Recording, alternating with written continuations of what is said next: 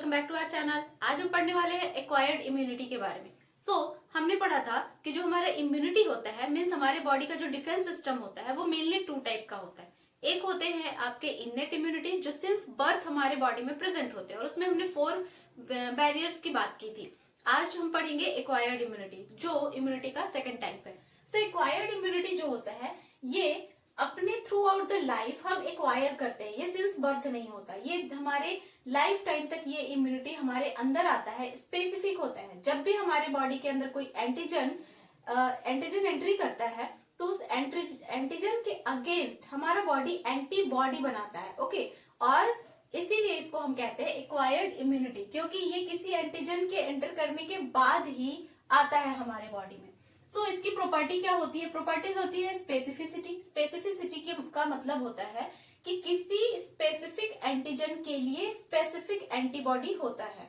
जैसे कि for example small pox, तो एक बार किसी इंसान को स्मॉल पॉक्स हुआ, स्मॉल पॉक्स का जो वायरस है वो किसी की बॉडी के अंदर एंटर किया तो उसकी जो बॉडी होती है उस स्मॉल पॉक्स के वायरस के अगेंस्ट एंटीबॉडी बनाती है। ओके, तो वो एंटीबॉडी जब फर्स्ट टाइम वो बना लेती है तो फिर वो एंटीबॉडी किसी दूसरे डिजीज के लिए हेल्पफुल नहीं है, वो फिर स्मॉल पॉक्स के वायरस के लिए ही वो काम करेगा। तो सेकंड टाइम अगर स्मॉल पॉक्स का वायरस हमारे बॉडी के अंदर एंटर करेगा तो एंटीबॉडी पहले से बना हुआ है, उसको पता है कि हमने इसको पहले भी किल किया था, तो वो अगेन एक्टिवेट हो जाएगा। तो इस तरह हर स्पेसिफिक डिजीज के लिए स्पेसिफिक एक्वायर्ड इम्यूनिटी होता है। उसके बाद इसमें डाइवर्सिटी बहुत है क्योंकि हर एक अलग अलग एंटीजन के लिए अलग अलग एंटीबॉडी है।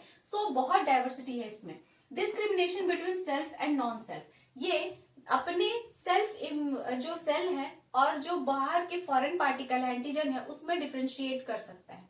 उसके बाद मेमोरी, इसके पास मेमोरी भी है। एक्वायर्ड इम्यूनिटी के पास मेमोरी है, हमारे इननेट इम्यूनिटी के पास मेमोरी नहीं था, वो सबके लिए वैसे ही काम कर रहा था। लेकिन इसमें क्या है कि मेमोरी प्रेजेंट है, it has long term memory. जैसे कि चिकन पॉक्स, मैंने अभी बताया ना कि चिकन पॉक्स का वायरस एक बार एंटर किया, अगर लाइफ में दोबारा कभी वो एंटर करेगा तो हमारे बॉडी के डिफेंस सिस्टम को ये पता होगा कि ये पहले भी आया था और उसको वो क्विक रियलाइज हो जाएगा और फिर से उसके अगेंस्ट एंटीबॉडी फिर से प्रोड्यूस करना शुरू कर देगा। ओके, अब हम बात करते हैं लिम्फॉइड ऑर्गन्स की। लिम्फॉइड ऑर्गन्स वो सारे ऑर्गन्स होते हैं जहां पर हमारे B cells and T cells originate होते हैं एंड मैच्योर होते हैं। तो जो हमारे लिम्फॉइड ऑर्गन्स हैं वो प्राइमरी और सेकेंडरी दो टाइप के होते हैं। प्राइमरी में आके आपके B cells and T cells originate and become mature here. ये जो भी आपके ऑर्गन्स हैं बॉडी के, प्राइमरी लिम्फॉइड ऑर्गन्स में जो बी सेल्स और टी सेल्स होते हैं यहाँ पर ओरिजिनेट होते हैं, बनते हैं और मैच्योर होते हैं। सेकेंडरी लिम्फोसाइट वो होते हैं जहां B cell and T cell differentiate and proliferate. Secondary lymphocyte में जाकर यही B cell and T cell वहां पर जाकर डिफरेंशिएट हो जाते हैं, मीन्स उनको काम मिल जाता है कि आपको कौन कौन से काम करने हैं, और प्रोलिफरेट हो जाते हैं, वहां से फिर काम के लिए चले जाते हैं। यहाँ पर वो जन्म लेते हैं, बड़े होते हैं, लेकिन जब काम करने का टाइम आता है, मीन्स ये क्योंकि सैनिक है हमारे बॉडी के, तो जब जंग लड़ने की, युद्ध करने की बारी आती है तो वो सेकेंडरी लिम्फॉइड ऑर्गन्स में चले जाते हैं, वहां पर जाकर वो अपने अपने काम करते हैं। तो आपके प्राइमरी लिम्फॉइड ऑर्गन कौन कौन से हो गए? बोन मैरो और थाइमस। ठीक है, जो बी सेल होता है हमारा वो बोन मैरो में ही ओरिजिनेट होता है और मैच्योर भी बोन मैरो में होता है।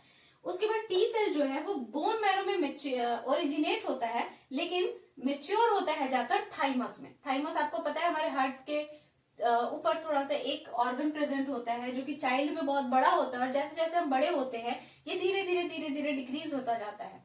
ओके, सेकेंडरी लिम्फॉइड ऑर्गन में कौन कौन से? टॉन्सिल्स जो हमारे फेरिंग्स के पास प्रेजेंट होता है, लिम्फ नोड्स, जो जितने भी लिम्फ नोड्स हमारे बॉडी में प्रेजेंट है उनके अंदर टी सेल जाकर डिफरेंशिएट एंड प्रोलिफरेट होते हैं। स्प्लीन जो कि लार्जेस्ट लिम्फॉइड ऑर्गन है और ये यहाँ पर हमारे आरबीसी जो होते हैं वो आरबीसी का रिजर्वायर होता है।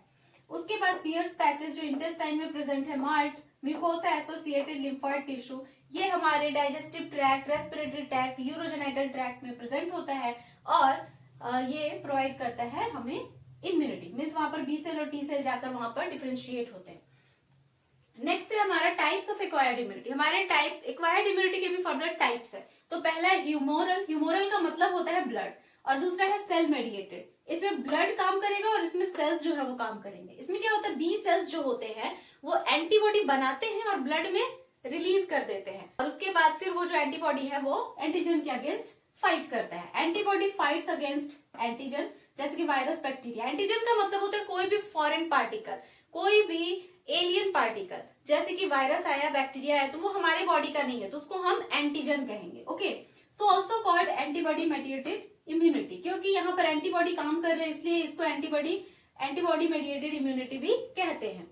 सेल मेडिएटेड में क्या होता है कि T cell provide cell mediated immunity. इसमें टी सेल्स काम कर रहे हैं सारे, इसमें बी सेल काम कर रहे हैं, इसमें टी सेल काम कर रहे हैं। ओके, तो टी सेल के टाइप्स कौन कौन से हुए? टी के सेल्स मतलब टी किलर सेल्स, ये साइटोटॉक्सिक सेल्स होते हैं जो कि ग्राफ्ट रिजेक्शन कॉज करते हैं। ग्राफ्ट रिजेक्शन का मतलब होता है कि जब भी किसी पर्सन को कोई ऑर्गन ट्रांसप्लांट किया जाता है तो हमारी बॉडी का जो इम्यून सिस्टम होता है, जो ये टी के सेल्स होते हैं, वो क्या करते हैं, उसके अगेंस्ट एंटीबॉडी बनाने लगते हैं, फाइट करने लगते हैं, उसको किल करने लगते हैं, क्योंकि जो ऑर्गन लगाया जाता है बॉडी में वो ऑर्गन किसी दूसरे पर्सन का होता है, इसलिए हमारी बॉडी उसको एक्सेप्ट नहीं कर पाती। और हमारा टी सेल, जो ये टी के सेल होता है, वो उसके अगेंस्ट टॉक्सिक रिलीज करने लगता है, क्योंकि वो ऐसा समझता है कि ये तो दूसरे की बॉडी का है, इसलिए वो उसको किल करने की कोशिश करता है। सो दूसरा है हमारा टीएच सेल, जो कि टी हेल्पर सेल कहते हैं। ये हेल्प करता है, नाम में ही है हेल्प, तो हेल्प करता है, टी के सेल एंड बी सेल को हेल्प करता है काम करने में। टी सप्रेसर सेल, ये मेंटेन करते हैं फॉर्मेशन ऑफ टीके एंड टीएच सेल को। ओके, उसके बाद टी मेमोरी सेल्स भी होते हैं जो रिमेम्बर करते हैं एंटीजन को फॉर ईयर्स। कोई एंटीजन हमारे बॉडी में आया है तो उसको, उसकी मेमोरी को ये स्टोर करके रखते हैं कि दोबारा आएगा तो हम झट से पहचान लेंगे और तुरंत उसको किल कर देंगे। उसके बाद आपके बी सेल जो है उनके दो टाइप होते हैं, एक प्लाज्मा बी सेल होता है और एक मेमोरी बी सेल होता है। प्लाज्मा बी सेल जो होते हैं इनका लाइफ स्पेन 4 से 5 दिन का होता है। मीन्स जब भी एंटीजन हमारे बॉडी में घुसा तो उसको किल करने के लिए ये रिलीज होते हैं और 4-5 दिन तक काम करते फिर मर जाते हैं। उसके बाद ये क्या होता है कि जो कुछ प्लाज्मा सेल ऐसे होते हैं जो कन्वर्ट हो जाते हैं मेमोरी बी सेल में। ओके, उसके बाद ये क्या करते हैं, किल द एंटीजन। इनका काम है एंटीजन को किल करना। लेकिन जो मेमोरी सेल होते हैं ये क्या करते हैं, ये मेमोरी में स्टोर रखते हैं। जिस एंटीजन के अगेंस्ट ये बने थे उस एंटीजन को याद रखने का काम करते हैं आपके मेमोरी बी सेल। तो ये था हमारा acquired immunity. So I hope this lecture found helpful to you. If you like the video then hit the like button and to subscribe my channel. मिलते हैं नेक्स्ट वीडियो में। Till then bye bye and take care.